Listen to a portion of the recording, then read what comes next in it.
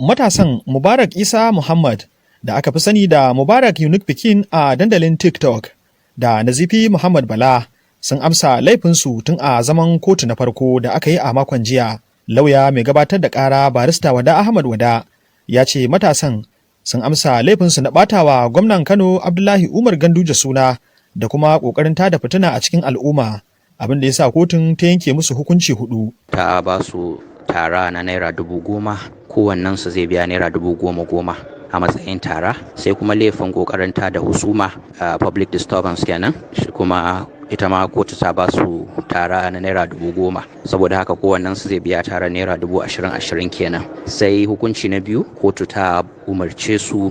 da za su dinga share kafatanin harabar kotun magistrate complex da ke Noman's Land Kano na tsawon kwana 30 har da ranakun Asabar da Lahadi. Kuma wannan sharan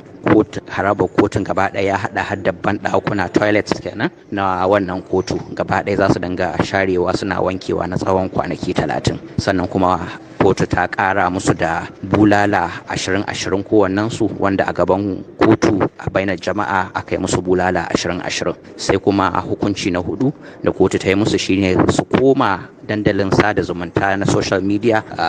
da TikTok inda suka yi wannan batanci ga mai girma gwamnan jihar Kano, da su ba shi haƙuri su nemi afuwarsa a bisa laifin bata mashi suna da suka yi a wannan dandali, su kuma yada a social media kowa ya gani. Saboda haka mun gamsu ba mu da matsala da wannan hukunci. Barista Bashir Yusuf Tudun Wuzurci lauyan matasan ne ya gode wa kotun magistrate din bisa sassaucin da ta yi musu. Mu a fahimtar mu kamar yadda muka faɗa wa kotu shine dama shi essence na ma'ana makasudi na yin hukunci shine ya hana ci gaba da gudanar da laifi.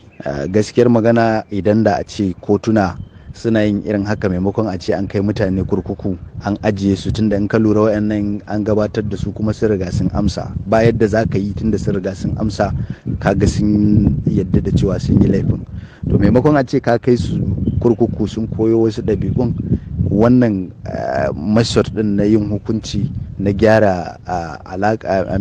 wanda suke ce masa non-custodial is better, ya fi a kan cewa a kai mutum kurkuku, wanda kuma hakan ya sa mu kanmu muka kwamandin kotun da irin matakin da ta dauka maimakon a ce ta kai su an ajiye su a kurkuku na tsawon watanni. Mubarak uniquepiki da abokinsa dai sun yi fice a dandalin TikTok da sauran kafofin sada zumunta na intanet, inda suke shirya gajeren bidiyon barkwanci inda akasari suke kwaikwayon muryoyin wasu fitattun mutane. Ba wannan ne karan farko da ake gurfanar da wani a gaban kotu kan tuhume-tuhumen yin ɓatanci ga gwamnan Kano Abdullahi Umar Ganduje a dandalin sada zumunta ba. Ko a farkon shekarar nan ma sai da kotu ta tsare wani tsohon kwamishina injiniya Ma'azu Magaji bisa tuhume-tuhumen ɓata sunan gwamnan na Kano.